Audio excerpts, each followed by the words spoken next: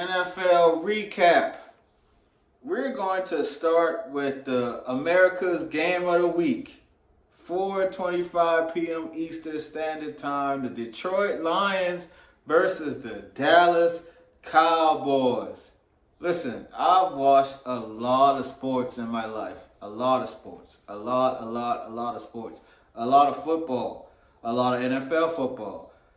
And they have been blowouts before, of course. But I can't remember a time that I've ever seen another professional football team toy and play with another professional football team like the Lions did to the Cowboys. Like, I'm talking about playing with their food at the dinner table. Like, that was an annihilation that was embarrassing, bro.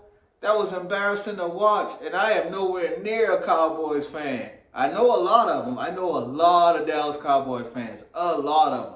As a lot of us do. They got arguably the biggest fan base in the darn world. One of the most richest franchise in sports in the world.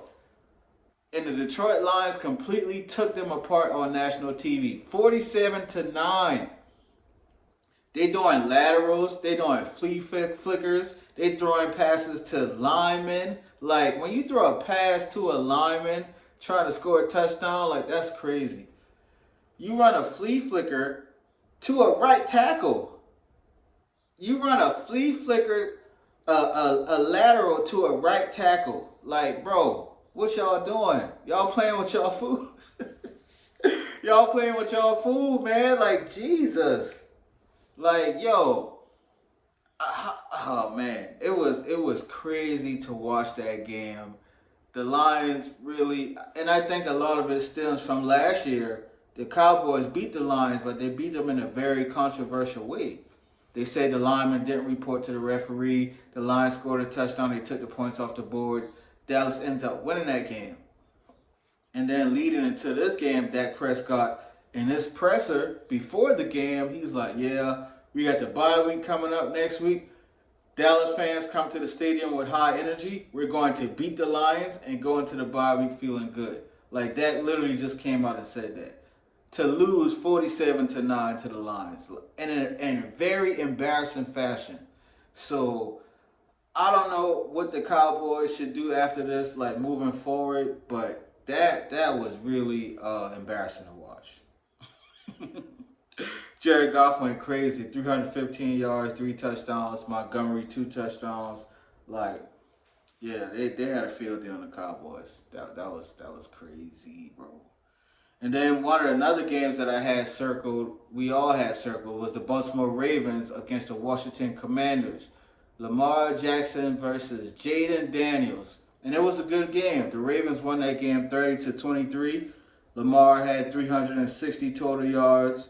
King Henry had 2 touchdowns, 132 yards on 24 carries. Zay Flowers got going with 9 catches, 132 yards.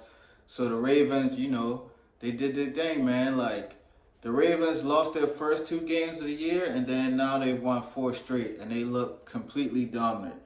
But Jaden Daniels played well. Like, he had 291 total yards with 2 touchdowns. Like, they were going back and forth. He made some great plays. The Baltimore Ravens just end up being, the better team on that day. But Jaden Daniels' future is so bright, man. He's so cool in the pocket. He can make every throw. Obviously, he got mobility. He's athletic. He can scramble. So it was a good matchup. It was really good, and the Ravens came away with the win.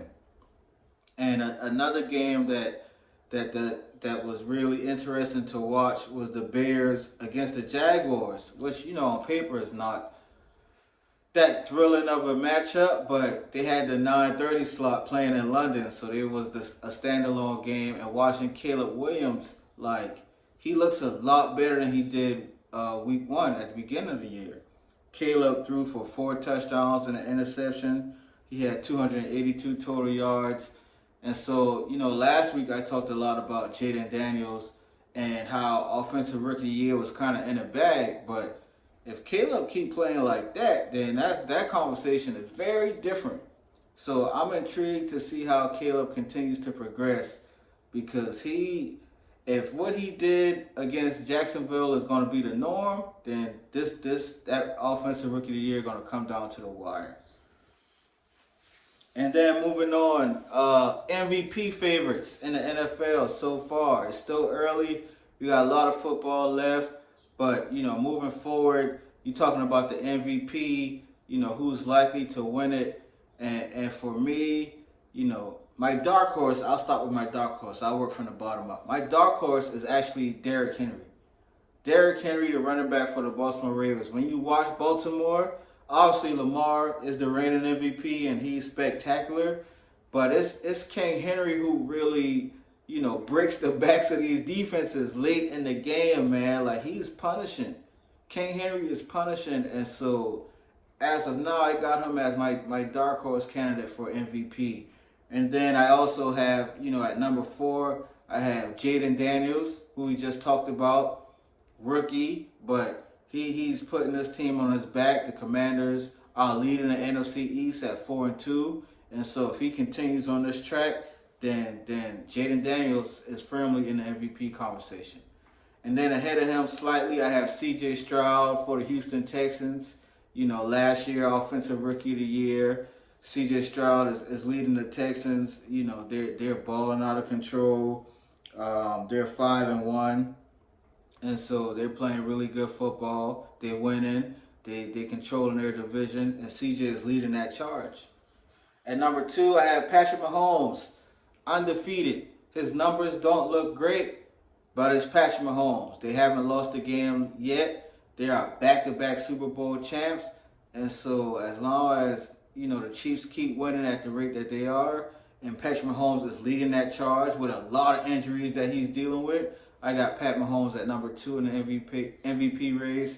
And at number 1 is the reigning MVP, Lamar Jackson. Lamar Jackson is doing it all. He's throwing the ball well. He's running the ball well. His team is 4-2. They look, aesthetically, if you just watch the Ravens, they look like the best team in the NFL. I know they lost their first 2 games of the year, but they look like the best team in the NFL when all their cylinders are clicking, especially on offense. The defense hasn't been so strong like we used to seeing, but Lamar's fantastic, and he can do it all. There's nothing he can't do.